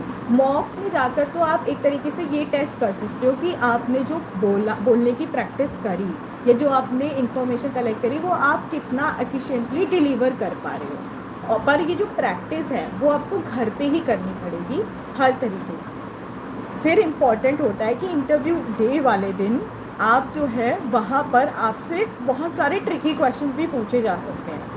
तो क्या होता है ना कि हम बहुत ही अपनी जो कामनेस है वो लूज़ कर देते हैं। वो आपको नहीं करना। आपको क्या करना है, उस टाइम पे अपना प्रेजेंस ऑफ माइंड अप्लाई करना है। वो आपसे बहुत अलग अलग तरीके के क्वेश्चंस पूछ सकते हैं। जैसे इस बार मेरे साथ क्या हुआ, मेरा दिनेश दास सर का बोर्ड था। उसमें क्या हुआ कि जैसे हम क्या देखते हैं कि पहले एक मेंबर पूछ रहा है क्वेश्चन, फिर दूसरा मेंबर पूछ रहा है, फिर तीसरा मेंबर पूछ रहा है, ऐसे होता है। पर इस बार थोड़ा मेरे साथ अलग हुआ कि पहले एक मेंबर पूछ रहा है, फिर जो है चेयरमैन सर जो हैं वो बीच में पूछ रहे हैं क्वेश्चन, फिर उसके बाद उनके बीच में कोई और मेंबर पूछ रहे हैं। तो कुछ सीक्वेंस वाइज ऐसे नहीं चल रहा था, it was more like a discussion, they were having a discussion with me. कोई ऐसा नहीं था कि क्वेश्चन एंड आंसर फॉर्मेट में कि they would ask question from me and I would reply give a reply to them. It was more of a discussion wherein, for example, chairman sir would ask something, then other member would ask something else. तो ऐसा ये पूरा discussion चल रहा था। तो ऐसी कोई सिचुएशन हो तो उसके लिए भी आपको तैयार रहना है। फिर लोगों के मन में ये सवाल होता है प्लान बी को लेकर, प्लान बी की इम्पोर्टेंस क्या होती है और ये सब। तो मुझे ऐसा लगता है कि plan B is very important, is also very important, because जैसे मुझे ये जो एग्ज़ाम है इसको देते हुए काफ़ी साल हो गए थे, 2018 से अभी 2024 हो गया है। तो मुझे ऐसा लगता है अगर मेरा इस अटेम्प्ट में नहीं होता तो मुझे भी कुछ और फिगर आउट करना पड़ता अपना लाइफ में आगे करने के लिए।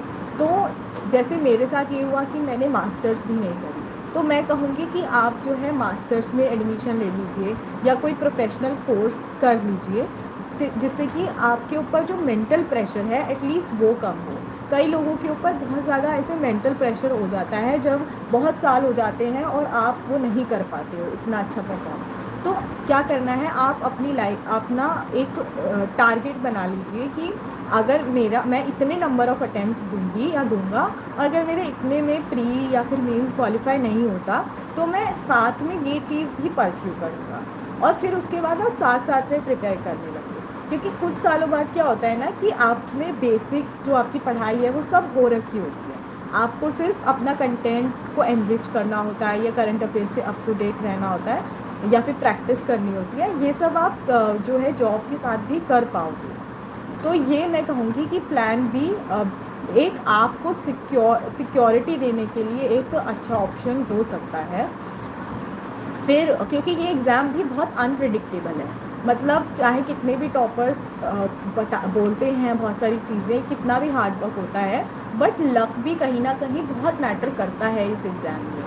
तो इसलिए कई बार ऐसा होता है कि उस साल में आपका लक ने साथ नहीं दिया या कुछ ऐसा हो गया कि आप 1 मार्क्स से बाहर रह गए, तो ये सब चीज़ें भी होती हैं। इसके लिए तैयार रहने के लिए आपको बैकअप रखना एक बहुत मतलब इफ़ेक्टिव रहेगा मेरे ख्याल में। उसके बाद एक चीज़ होती है कि न्यूज़पेपर की इम्पोर्टेंस इस एग्ज़ाम में। न्यूज़पेपर मैंने बताया इंटरव्यू स्टेज पे तो बहुत इम्पॉर्टेंट है। जब आप बिगनर हो, फॉर एग्ज़ाम्पल यहाँ पे जितने भी बिगनर्स हैं उनको मैं यही कहूँगी कि स्टार्टिंग में हमें समझ नहीं होता कि हमें न्यूज़पेपर में पढ़ना क्या है। हम बहुत ही इररेलेवेंट इन्फॉर्मेशन पढ़ते पढ़ते उसमें अपना टाइम वेस्ट कर देते हैं और ऐसे हम 2-3 घंटे लगा देते हैं सिर्फ न्यूज़पेपर पढ़ने में। जबकि जब हम बाद में ये प्रिपरेशन करते करते हमें कई साल हो जाते हैं तो हमें रियलाइज़ होता है वो न्यूज़पेपर हम 45 मिनट्स या 1 घंटा में भी कंप्लीट कर सकते हैं या उससे भी कम टाइम में कंप्लीट कर सकते हैं। जब आपको सिलेबस पता हो, आपको यूपीएससी का सिलेबस पता हो कि इसमें क्या पूछा जाता है, आप सिलेबस देखिए, उसके अकॉर्डिंग आप जो है न्यूज़पेपर पढ़िए और उससे अपना जो है कंटेंट बनाइए। कुछ लोगों का यहाँ पे क्वेश्चन है नोट मेकिंग के ऊपर, तो short notes banana I would से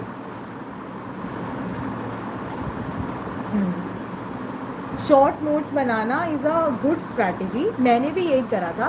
जैसे जब आप बुक्स पढ़ते हो, बेसिक बुक्स, स्टैंडर्ड बुक्स और एनसीईआरटीज़, तो मैं उसकी मल्टीपल रिवीजन आपको करनी है।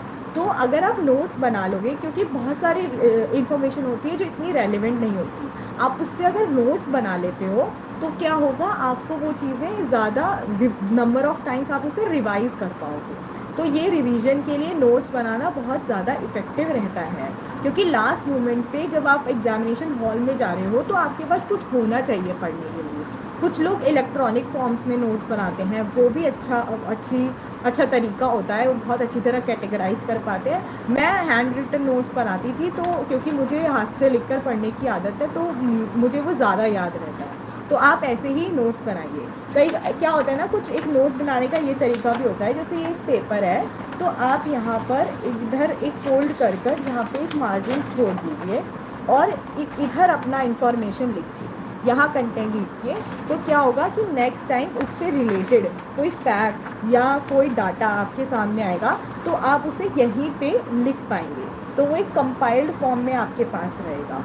ऐसे ही सब्जेक्ट वाइज आप नोट्स बनाइए। न्यूज़पेपर में से भी आप जो रेलेवेंट आपको लग रहा है वो अपना एक कॉपी बना लीजिए कि ये आईआर का है, ये सोशल इश्यूज़ का है, ये एनवायरनमेंट का सेगमेंट है।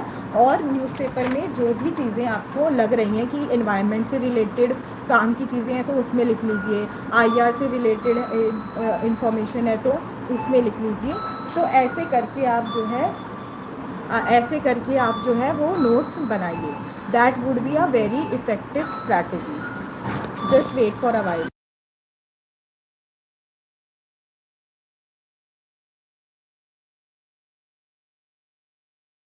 या ओके, सॉरी एवरीवन। सो हाँ, तो ऐसे करके आप जो है अपने नोट्स बनाएंगे तो वो बहुत ज़्यादा इफ़ेक्टिव रहेगा। देन इट इज़ अगली चीज़ होती है डिस्ट्रैक्शंस को कैसे दूर करना है और अवॉइड करना है।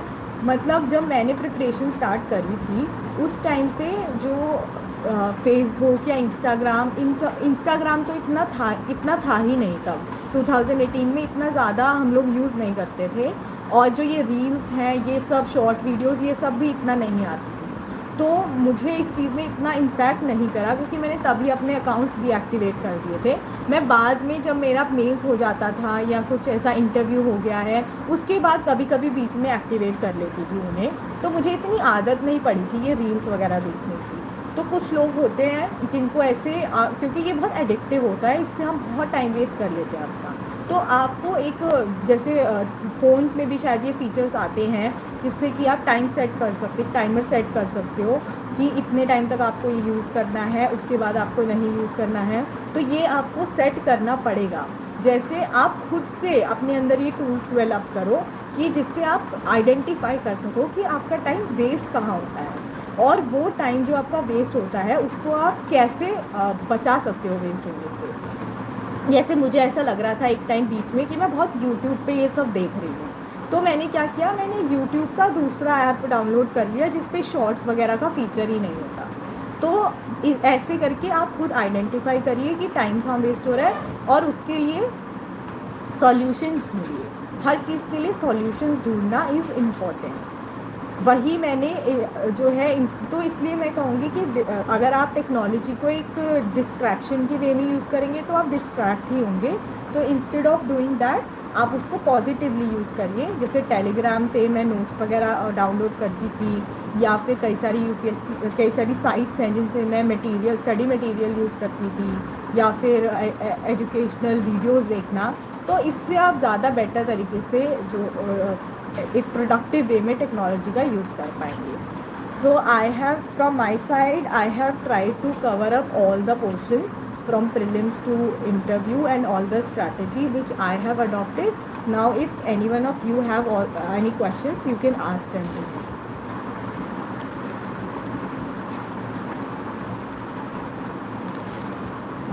So all these questions, can you all please repeat the questions?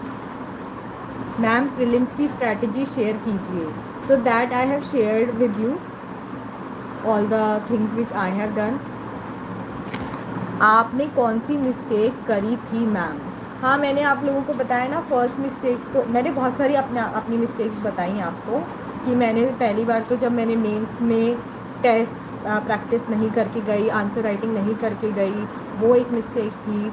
फिर जब इकोनॉमिक्स वीक था तो बिना इकोनॉमिक्स को अच्छा करे वो अटेम्प्ट दिया प्रीलिम्स का, वो भी एक मिस्टेक थी।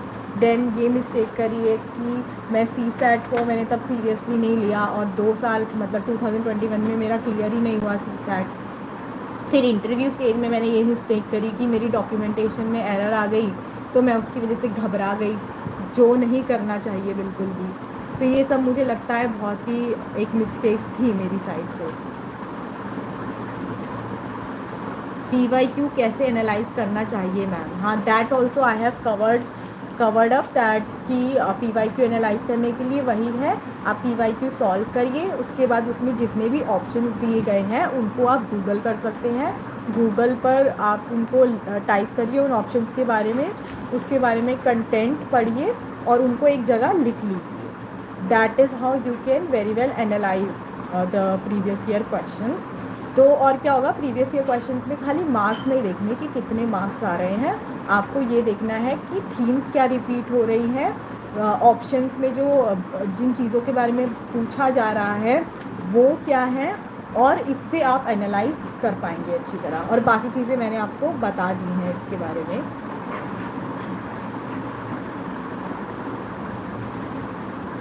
Then someone has asked me that हमें कहाँ से यूपीएससी की तैयारी करनी चाहिए। कहाँ से यूपीएससी की तैयारी करनी चाहिए, इसके लिए I would say that there are multiple sources. आपको अगर कोई गाइडेंस चाहिए, आपका बिल्कुल भी बैकग्राउंड नहीं है, फॉर एग्जांपल मेरा कोई ह्यूमैनिटीज़ का बैकग्राउंड नहीं था, तो इसके लिए मुझे थोड़ी दिक्कत होती थी ये जो है हिस्ट्री, पॉलिटी, ये वाले सब्जेक्ट से रिलेटेड, तो इसलिए मैंने एक गाइडेंस ली थी, बेसिक गाइडेंस। बाकी अगर आप कोचिंग अफोर्ड कर सकते हैं तो आप वो कर सकते हैं, अगर आप नहीं अफोर्ड कर सकते हैं तो बहुत सारे ऐसे कोचिंग इंस्टीट्यूट्स भी हैं, जैसे गवर्नमेंट की बहुत सारी फ्री स्कॉलरशिप होती है कई बच्चों के लिए, वो आप एनरोल कर सकते हैं। बाकी जैसे मैं एक प्लेटफॉर्म के साथ जुड़ी हुई थी जिसका नाम था संभवम IAS, जो कि दिया दिल्ली के अंडर था, जो यूपीएससी के बच्चों को फ्री कोचिंग कराते थे, तो वो भी आप वैसी कोई, या फिर मैंने जहाँ से किया था संकल्प, वो भी अफोर्डेबल रेट में कोचिंग कराते थे। ऐसे भी प्लेटफॉर्म से आप जुड़ सकते हैं अगर आप अफोर्ड नहीं कर सकते हैं तो। नहीं तो बहुत सारे, और नहीं तो आज के टाइम में तो फ्रीली यूट्यूब पे इतना मटेरियल अवेलेबल है कि आपको कहीं और एनरोल करने की ज़रूरत ही नहीं है। बस जो इम्पोर्टेंट है वो है डिसिप्लिन। आपको डिसिप्लिन रहना है और अपना काम करते रहना है, उससे आप जो है ज़्यादा अच्छी तरह इन सब रिसोर्सेज का फ़ायदा उठा पाएंगे। यूपीएससी के लिए कॉलेज प्राइवेट करें या रेगुलर, आई वुड सजेस्ट कि आप यूपीएससी की तैयारी आपको करनी है तो आप अपने सेकेंड ईयर से या थर्ड ईयर से स्टार्ट कर दीजिए, ठीक है। लेकिन कॉलेज मत स्किप करिए सिर्फ इसकी प्रिपरेशन के लिए, बिकॉज यूपीएससी में एक्चुअली में जो डिमांड है ना वो एक पर्सनैलिटी की है, और कॉलेज और स्कूल टाइम जो है वो आपकी पर्सनैलिटी को डेवलप करते हैं। तो इसलिए आप जितना हो सके एक्स्ट्रा करिकुलर एक्टिविटीज़ में पार्टिसिपेट करिए, अपने आप को और अच्छी तरह एक्सपोजर प्रोवाइड करिए, हाँ, जिससे कि आपकी जो ग्रोथ, आपकी जो पर्सनैलिटी है वो और ग्रो होगी। तो ग्रोथ इज़ वेरी इंपॉर्टेंट, और ये आपको स्कूल कॉलेजेस के टाइम पर मिलती है। इसलिए ये मत सोचिए कि मुझे प्रिपरेशन करना है तो घर में बैठ के मैं पढ़ाई करूँगी। घर में बैठ के आप पढ़ाई करेंगे तो आपकी इतनी पर्सनैलिटी इवॉल्व नहीं हो पाएगी इस स्टेज पे, क्योंकि जो स्कूल और कॉलेज की स्टेज होती है। देन स्टडी में कंसिस्टेंसी कैसे बनाए रखें मैम। कंसिस्टेंसी बनाने के लिए I would say that firstly it is important कि आप जो है गोल सेट करें। बहुत बड़े बड़े गोल्स मत सेट करिए। आप अगर टाइम टेबल, अगर आप पूरे महीने का टाइम टेबल बना लेंगे या पूरे 2 महीने का, साल भर का टाइम टेबल बना लेंगे, तो क्या होगा ना, आपकी जो आप इतने सालों का अगर टाइम टेबल ऐसे साल भर का या महीने का टाइम टेबल बना के बैठ जाएंगे, तो क्या होगा, आप वो नहीं कर पाएंगे फुलफिल। कई बार क्या होता है, हम टाइम टेबल बना लेते हैं, फिर हम देखते भी नहीं हैं उसकी तरफ जो हमने बनाया है time table. Instead of doing that you try to make short goals in your life. Short goals में मतलब you try to focus on the next 5 days कि what I am going to do for the next 5 days। सोने से पहले you try to form a broad एक framework in your mind कि next day आप क्या क्या पढ़ने वाले हैं। उसके बाद सोने से पहले आप वो एनालाइज करिए कि आपने उसमें से कितना पढ़ लिया है। इसकी वजह से क्या होगा ना कि आपके अंदर एक बहुत अच्छे जो है, आपको फीलिंग खुद से बहुत अच्छी आएगी जब आपके शॉर्ट गोल्स जो हैं वो फुलफ़िल होंगे। तो इसलिए आप ये करिए कि आप छोटे गोल्स बनाइए। उसके बाद आप जो है ये छोटे गोल्स बनाकर अपना एनालाइज करिए कि उन्हें आपने कितना फुलफ़िल करा है। रात में सोने से पहले नेक्स्ट डे का टारगेट बना के सोइए।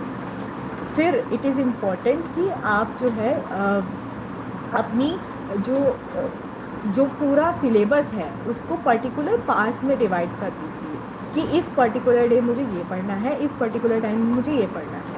और कभी भी ऐसा मत करिए कि आज मैं पॉलिटी पढ़ूंगी, उसके बाद मैं पॉलिटी ही पढ़े जा रही हूँ और पॉलिटी जब ख़त्म होगी तब मैं इकोनॉमिक्स उठाऊँगी। ये आप करेंगे ना तो आपकी एफिशिएंसी रिड्यूस हो जाएगी। इससे अच्छा है कि आप एक इफ़ेक्टिव फॉर्म में अपनी स्ट्रैटेजी बनाइए। जैसे कि आपने बना लिया 2 घंटे मैं पॉलिटी पढ़ूंगी, उसके बाद मैं ये इकोनॉमिक्स पढ़ूंगी, इसका ये चैप्टर कंप्लीट करूंगी, फिर उसके बाद 1 घंटे में एनवायरनमेंट का ये चैप्टर कंप्लीट करूंगी। इससे क्या होगा ना कि आप और इफ़ेक्टिव हो पाएंगे, आपको एक मोनोटनी वाली फीलिंग नहीं आएगी, आप मोनोटनस नहीं होंगे, आप और ज़्यादा फ्रेश माइंड से नेक्स्ट सब्जेक्ट कंप्लीट कर पाएंगे।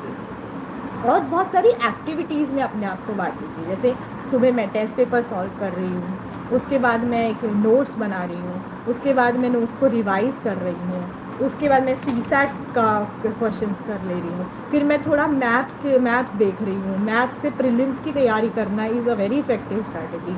मैप्स पढ़ रही हूँ, ठीक है। तो ऐसे करके थोड़ी एक्टिविटीज़ की फॉर्म में अपना ये बनाइए, शेड्यूल बनाइए। सिर्फ पढ़ते रहेंगे, किताब खोल के रखी हुई है और पढ़े जा रहे हैं, तो उससे इतना अच्छा आउटपुट नहीं आएगा। तो मुझे लगता है ऐसे करके आप कंसिस्टेंसी मेंटेन कर पाएंगे। देन someone has asked me answer कैसे फ्रेम करना चाहिए ma'am, that also I have covered. Multi dimensional answer कैसे लिखें। मल्टी डायमेंशनल आंसर्स लिखने के लिए सबसे पहले तो आपको पता होना चाहिए कि डायमेंशंस हैं क्या क्या। एक पर्टिकुलर टॉपिक में आप क्या क्या डायमेंशंस कवर कर सकते हैं, उनको आइडेंटिफाई करिए। वही जो होता है ना, सोशल, पॉलिटिकल, एनवायरनमेंट, ठीक है, ये सब डायमेंशंस होते हैं, और भी कल्चरल। इन डायमेंशंस को दिमाग में रखिए और पॉइंट्स बनाने का ट्राई करिए। फिर उसके बाद क्या होता है कि आप जब इससे पॉइंट्स बनाएंगे तो आपको और ज़्यादा पॉइंट्स आपको रिकलेक्ट होते रहेंगे। तो ये आप ट्राई करिए। और मल्टी डायमेंशनल पॉइंट्स वही है कि एग्ज़ाम में जाकर बनाओगे डायरेक्टली तो याद नहीं आएंगे। घर से बना के जाओ, घर से सोच के जाओ कि ये टॉपिक आया तो इसमें मैं ये चीज़ें लिखूंगी या लिखूंगा, तो वहाँ पे जाके और डायमेंशंस को आप कनेक्ट कर पाओगे। देन नेक्स्ट क्वेश्चन इज, हाँ, आपका इंटरव्यू एक्सपीरियंस कैसा था मैम। ये भी मैंने आपको बता ही दिया मेरे सारे इंटरव्यू एक्सपीरियंसेस के बारे में। एक और चीज़ मैं कहूँगी कि जैसे मेरा जो फॉरेस्ट का इंटरव्यू था उसमें मुझे बहुत अच्छा स्कोर मिला था। मुझे 210 मार्क्स मिले थे, जो कि बहुत अच्छा स्कोर है as compare to my civils का attempt in that particular year itself. यानी मेरे को सिविल्स के अटेम्प्ट में 150 मिले थे और इसमें मुझे 210 मिले थे।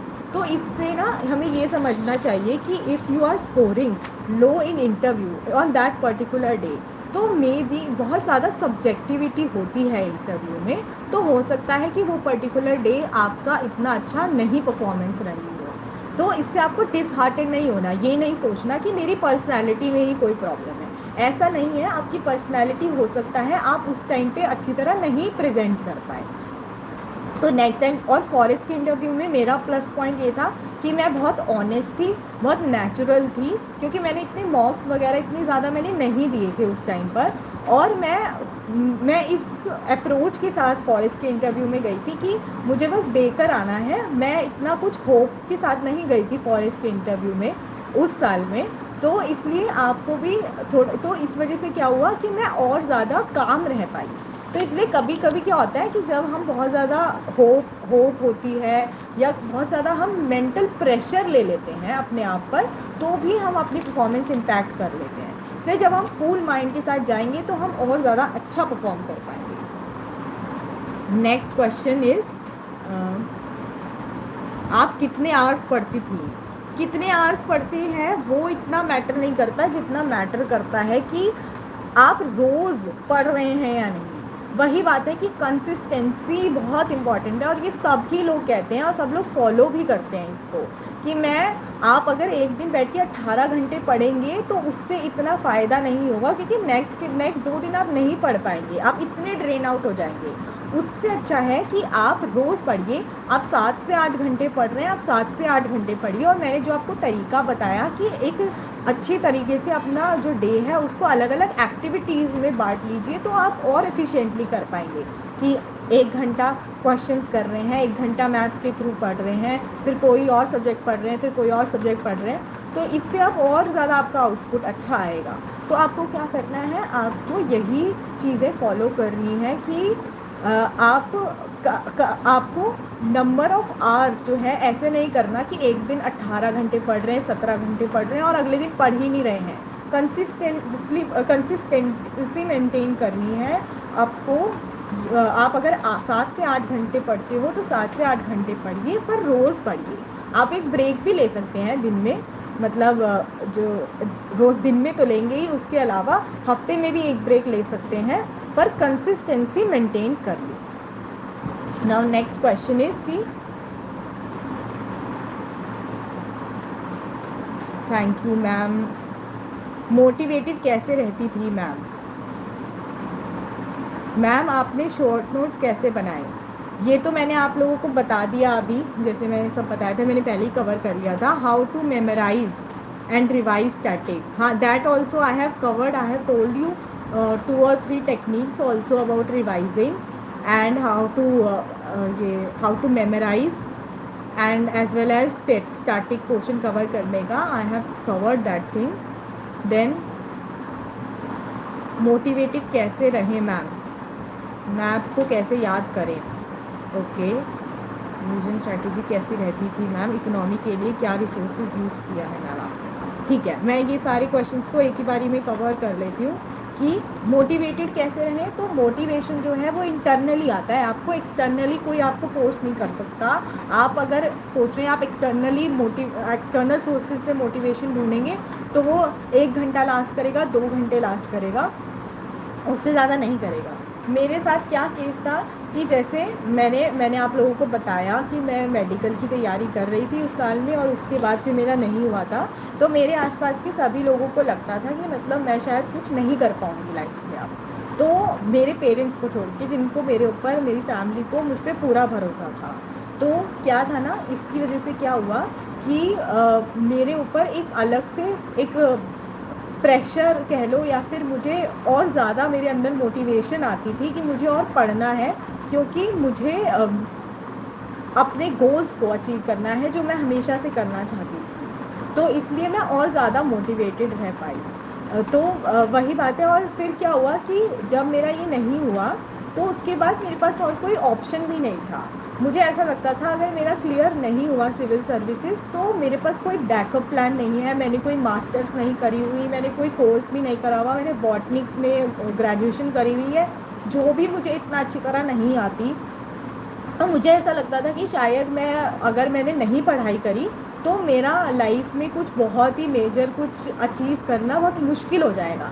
इसलिए मुझे अंदर से मोटिवेशन आती थी कि मुझे पढ़ना है, क्योंकि मुझे आगे बढ़ना है और सब लोगों को मतलब करके दिखाना है कि मैं लाइफ में कुछ बड़ा कर सकती हूँ। तो this is also one of the source of motivation, this was also one of the source of motivation for me. पर फिर भी मैं ये कहूँगी, अगर आप मोटिवेशन ऐसे ही ढूंढते रहेंगे ना तो फिर आप बैठे रह जाएंगे, क्योंकि कोई आपको ऐसे मोटिवेट करके जाएगा नहीं। इंटरनली मोटिवेटेड रहिए और क्या करिए, अपने गोल्स पे फोकस करिए। मैंने वही बताया ना, मैं 5 दिन के बारे में सोचती थी next, that work a lot for me.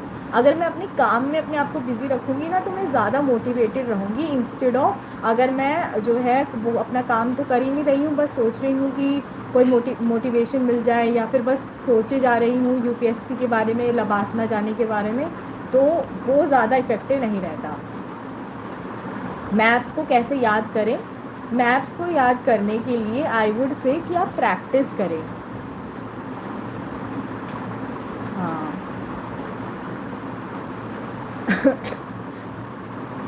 तो मैप्स को याद करने के लिए आई वुड सजेस्ट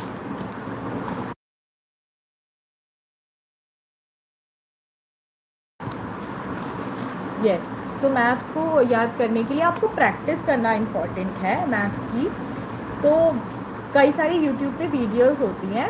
मैंने एक प्लेटफॉर्म था समझो IAS, उससे मैंने कुछ वीडियोस देखी थी जिससे कि मुझे मैप्स में बहुत हेल्प मिल गई थी।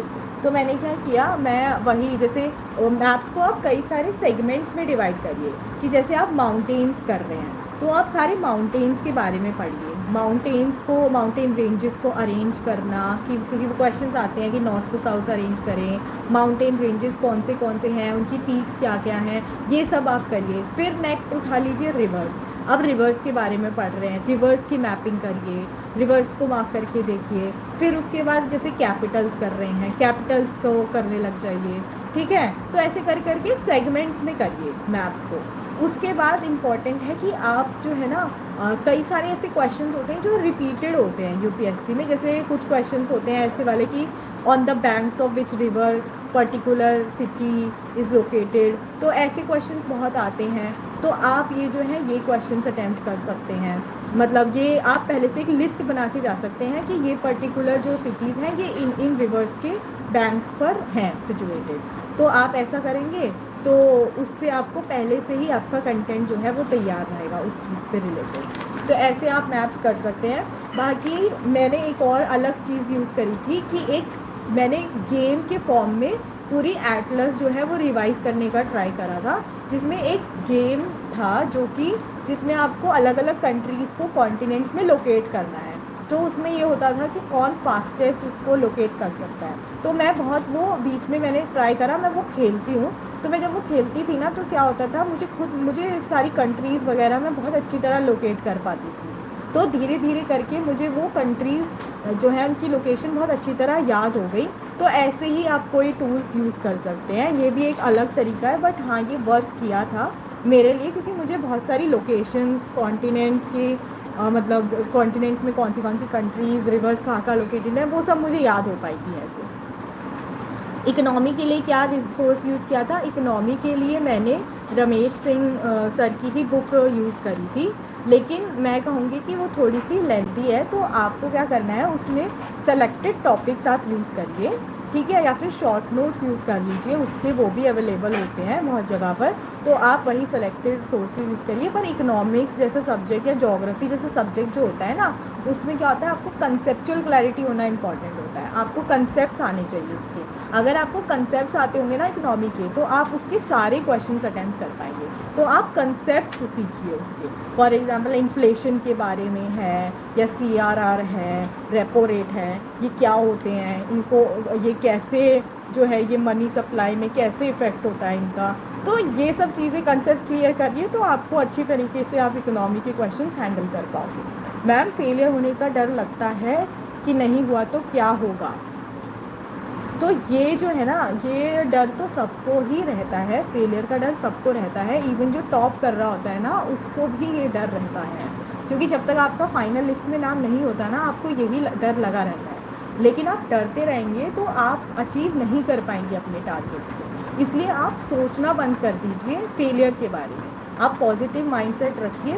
फेलियर्स के बारे में सोचते रहेंगे तो वो आप और ज़्यादा उस चीज़ को मैनिफेस्ट करते रहेंगे। इंस्टेड ऑफ दैट आप अपने आज पे फोकस करिए, अपने काम पे फोकस करिए। आप जब अपने काम पे फोकस करेंगे ना तो आपके पास टाइम ही नहीं रहेगा फेलियर्स के बारे में या किसी भी चीज़ के बारे में सोचने के लिए। दूसरी चीज़ I would say that try to do meditation, yoga और any physical exercise. This would help you in keeping calm. तो आप जो है अगर योगा करेंगे, मेडिटेशन करेंगे या फिर कोई फिजिकल एक्टिविटी, कोई स्पोर्ट्स खेलते हैं आप, उसके लिए टाइम निकालिए तो आप मेंटली और स्ट्रॉन्ग हो पाएंगे। Okay, then next question is ma'am how to stay consistent, that also I have told. Ma'am academic, ma'am what you failure, ma'am academic matter करता है in interview because I am graduate for open university. तो UPSC का जो interview है ना, मैंने वही बताया आपको in the beginning of this whole discussion itself, is that UPSC में बहुत डाइवर्स फील्ड से लोग आते हैं। तो वो आपको आपके एकेडमिक बैकग्राउंड या इन सब के बेसिस पे जज नहीं करते, आप जो पर्सनैलिटी वहाँ लेकर जा रहे हो उस पर जज करते हैं। अगर आप इस बात को लेकर अंडर कॉन्फिडेंट रहेंगे कि मैंने ओपन यूनिवर्सिटी से करी है ग्रेजुएशन, या मेरा ऐसा इतना ज़्यादा स्ट्रॉन्ग बैकग्राउंड नहीं है, एकेडमिक बैकग्राउंड नहीं है, तो वो आपके चेहरे पे रिफ्लेक्ट होगा और वो वहाँ पे इफ़ेक्ट करेगा आपकी परफॉर्मेंस को, ना कि उनका आपके बारे में क्या ओपिनियन है वो। तो वो आपको जज नहीं करते वहाँ पर, आप जो आंसर देते हो ना वो आपको उसके बेसिस पे जज करते हैं। वो ये भी नहीं जज करते कि आपको कोई क्वेश्चन नहीं आता तो आप स्ट्रेट अवे उनको बोल दो कि sir I don't know, I would read about it. तो वो इस चीज़ को भी एक्सेप्ट करते हैं, बिकॉज हर किसी को हर चीज़ नहीं आती। तो इसलिए इट इज़ इम्पॉर्टेंट कि आप जो है ये ना सोचिए कि मेरा ऐसा बैकग्राउंड है तो वो मुझे जज करेंगे, कोई आपको वहाँ पर जज नहीं करता। How to stay consistent, that also I have told. Ma'am optional क्या है आपका? My optional was geography, I have told you that. Ma'am science and technology prelims and mains के लिए कौन सोर्सेज पढ़े इन हिंदी? सी my medium was English, so I would not be able to tell you this thing in a better manner, but आप ये किसी जिन जो topper हैं कोई उनका हिंदी मीडियम रहा हो उनसे आप ये चीज़ पूछ सकते हैं। बट मैं ये कहूँगी कि शायद हर चीज़ की आजकल नोट्स अवेलेबल होते हैं इन एवरी मीडियम, बहुत सारे कोचिंग इंस्टीट्यूट्स के भी नोट्स होते हैं, फ्री में भी अवेलेबल होते हैं, विजन के भी अवेलेबल होते हैं, वाचीराम के भी अवेलेबल होते हैं, आप उन सब का भी यूज़ कर सकते हैं। फिज़िक्स वाला का जो ओनली IAS है उनके भी अवेलेबल होते हैं, वो भी अच्छे नोट्स हैं, आप उन सबको उनका यूज़ कर सकते हैं। सबके हिंदी में ट्रांसलेटेड नोट्स अवेलेबल होते हैं। PW ओनली IAS के तो मैंने ही देखे हैं जो हैं हिंदी में अवेलेबल, आप वो सब यूज़ कर सकते हैं। बाकी आप ये किसी अगर जो टॉपर हैं जिनका हिंदी मीडियम रहा हो उनसे पूछेंगे तो ये ज़्यादा आपको अच्छा बता पाएंगे। Okay, so I think most of the questions have been covered, all the questions have been covered. If anyone have any other question you can ask me. बाकी from my side I would just say that I would just wish all of you all the very best for your future endeavors। आपका मुझे भरोसा है कि जो भी ये video देखेगा उन सबका मुझे पूरा इस बात के लिए मुझे भरोसा है कि आप लोग लाइफ में कुछ बहुत अच्छा ही करेंगे, because UPSC is just a beginning of your life. ठीक है, तो अगर आपका कोई मल्टीपल अटैम्प्ट्स हो गए हैं और नहीं हो रहा है तो आपको डिसहार्टेंड नहीं होना, क्योंकि मेरे साथ भी यही हुआ था। और ये जो इस UPSC की प्रिपरेशन में पेशेंस रखना इज़ वेरी इम्पॉर्टेंट। आप पेशेंटली अपना काम करते रहिए तो आप ज़रूर सक्सेसफुल होंगे। और अगर UPSC की फील्ड में ना हो पाए तो किसी और फील्ड में होंगे। आपका अगर अटैम्प्ट्स ख़त्म हो गए हैं और नहीं कर पा रहे हैं तो भी आप कहीं और अगर अपना काम करेंगे, डेडिकेटेडली अपने एफर्ट्स देंगे हार्ड वर्क के साथ, तो आप वहाँ पे बहुत अच्छा करेंगे। मेरे खुद के बहुत सारे फ्रेंड्स हैं जो मेरे साथ में प्रिपेयर कर रहे थे और इनका नहीं हुआ, और वो भी लाइफ में बहुत अच्छा कर रहे हैं। तो ऐसे डिसहार्टेंड कभी नहीं होना लाइफ के अंदर कि ये नहीं हुआ तो शायद कुछ होगा ही नहीं। लाइफ में सबका कुछ ना कुछ होता है, आपको बस ढूंढना है कि आपका पर्पस गोल क्या है और उसके टुवर्ड्स आपको मेहनत करते जाना है, मेहनत से नहीं डरना। UPSC की प्रिपरेशन आपको एक अच्छा इंसान बनाती है, आपको इस प्रोसेस को इंजॉय करना है एज वेल एज इस जो प्रोसेस है उससे सीखना है, क्योंकि यहाँ पर रहकर आपको हार्ड वर्क करना, डेडिकेटेड रहना, फोकस्ड रहना, ये सब जो क्वालिटीज़ हैं आपके अंदर आती हैं। और ये क्वालिटीज़ किसी भी फील्ड में बहुत ज़्यादा काम करती हैं और बहुत ज़्यादा इम्पॉर्टेंट रहती हैं। तो वो लोग जो अगर कभी इस एग्ज़ाम को भी नहीं क्वालिफाई कर पाते, किसी और फील्ड में जाते हैं, तो वहाँ जाकर भी वो एक्सेल करते हैं। बाकी अगर आप डेडिकेटेड हो, पेशेंटली काम करते जा रहे हो, तो आप ज़रूर एक दिन ऐसे ही टॉपर स्टॉक दोगे, क्योंकि मैंने भी ये दिन इमेजिन ही किया था और ये दिन आज मुझे आज जाकर ये दिन मुझे मिला है। मैं भी ऐसे ही टॉपर्स टॉक देखती थी और उनसे इंस्पायर होती थी, और उनसे मैं स्ट्रैटेजी जो मुझे सही लगता था उनको फॉलो करती थी। और आप लोग भी, आपको जो सही लगे, जो मैंने बातें बताई उनमें जो बातें आपको सही लगे आप उन्हें फॉलो करिए, और बाकी आप अपना भी नए तरीके बना सकते हैं। अपने नए तरीके से अपना रास्ता ढूंढिए और आप लाइफ में बहुत सक्सेसफुल ज़रूर होंगे। Thank you so much everyone. So I am all the questions have been covered. I would end this live discussion now.